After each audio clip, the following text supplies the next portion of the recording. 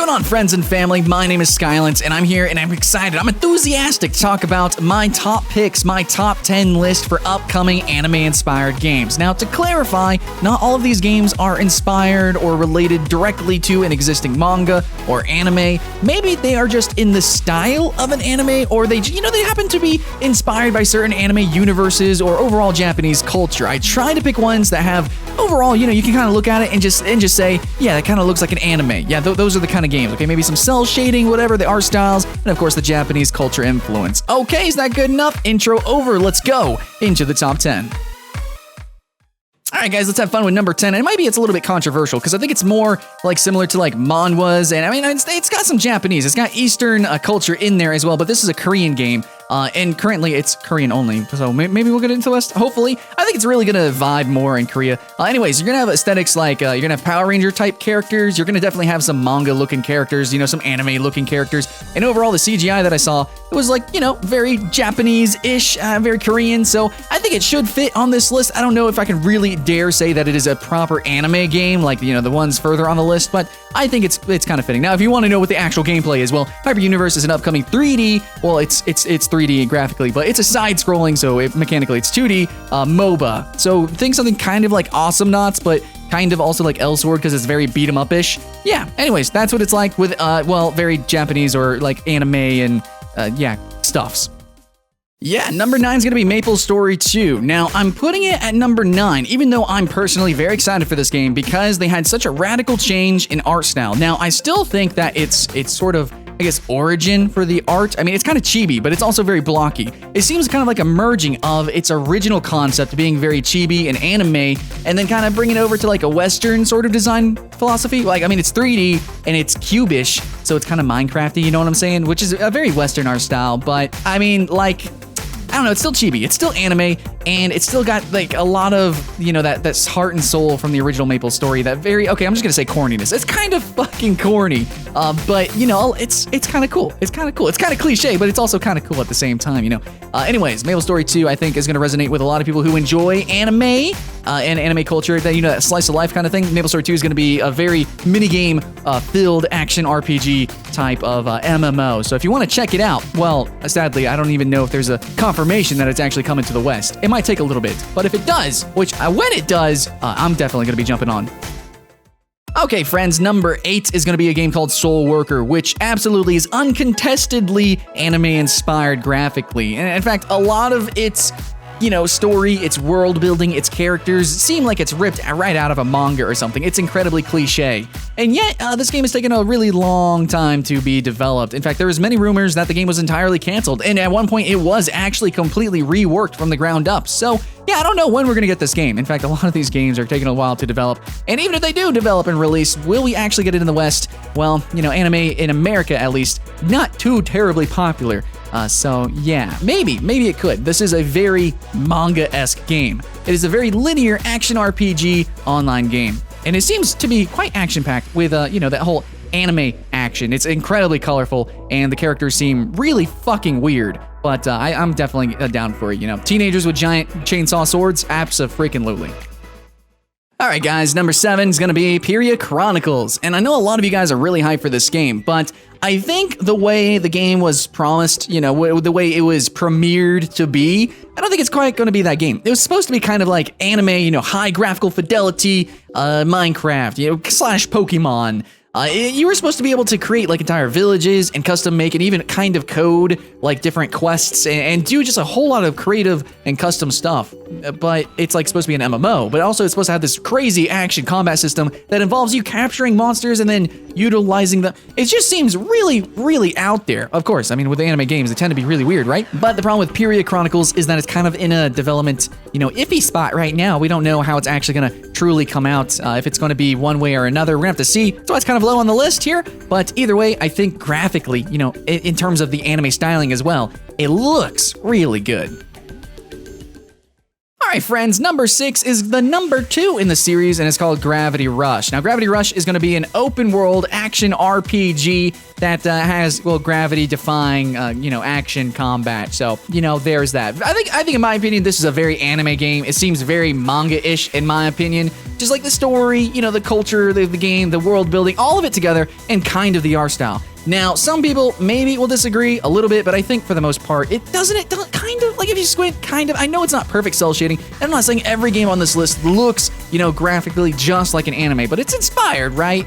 Right? Okay, anyways, Gravity Rush 2, I think the gameplay really speaks for itself. I'm definitely planning on getting this on my PS4, so I'm pretty hyped for that. Hopefully you are too, and if you're a fan of anime, I think it's pretty cool to see games that aren't just copying from other cliches and doing something crazy and original, and that's kind of the spirit of manga, isn't it? But in game form.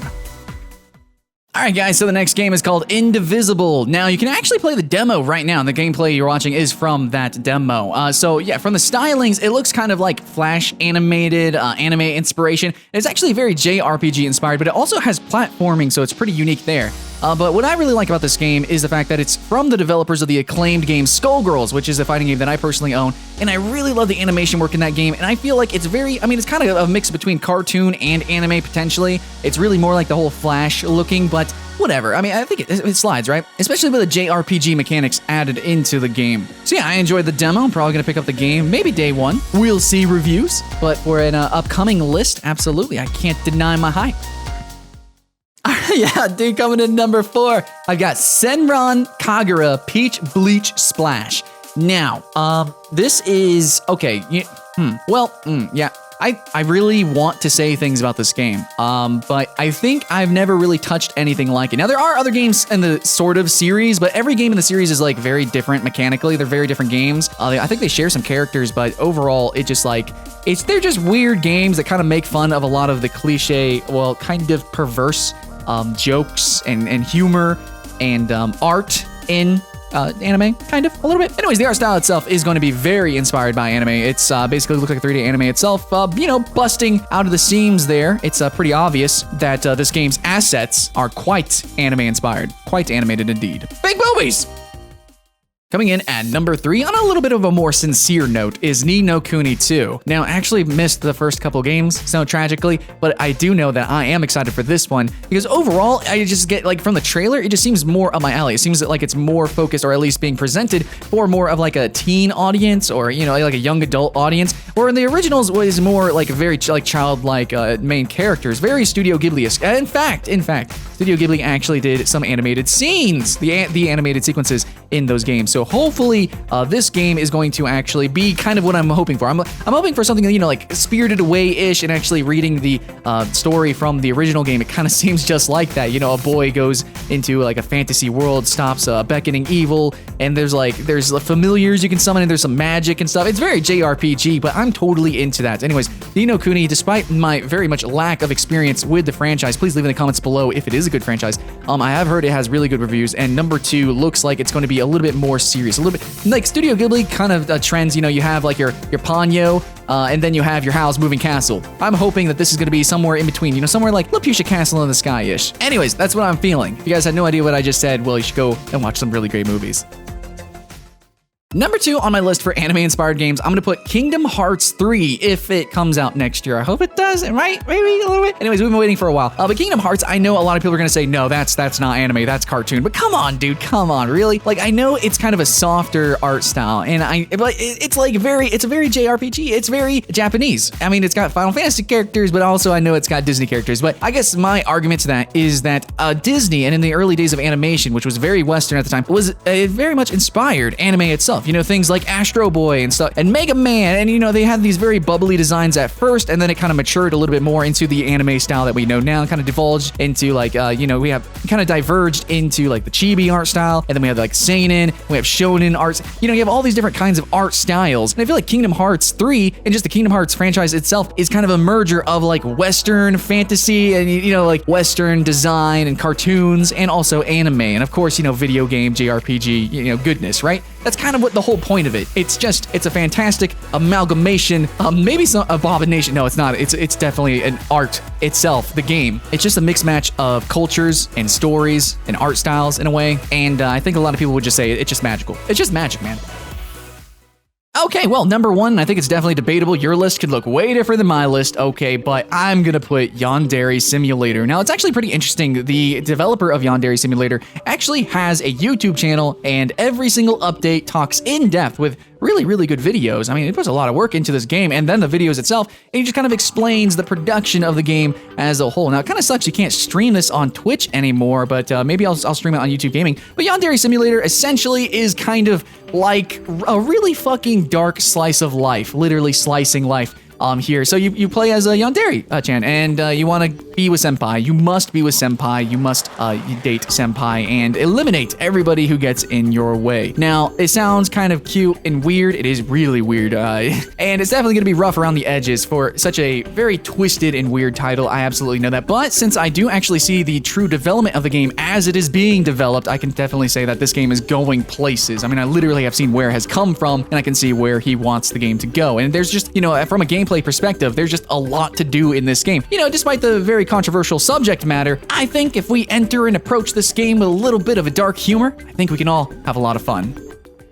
Thank you for watching my top 10 list for upcoming anime games or anime-inspired games. Yes, I know that some of these games are pretty freaking niche, and in fact, there's probably some games out there that I missed that are incredibly niche, so if you want to, go ahead and mention those, tell me, why, Skylent, why didn't you mention blah, blah, blah? Well, I just didn't because I probably missed it. So yeah, these top 10s, they're community effort, okay? So, community, my friends, if you would, leave in the comments below some games that you think are really good anime-inspired games. Go ahead and give them a shout-out. I'd really appreciate that, and I think everybody else would too. So give it a like and comment and do all the things that give me good engagement and rank me higher on YouTube statistics and algorithm. That'd be pretty cool. And guys, I just want to make sure, are you having fun? I hope you are. My name's Skylent, and I'll see you in the next one.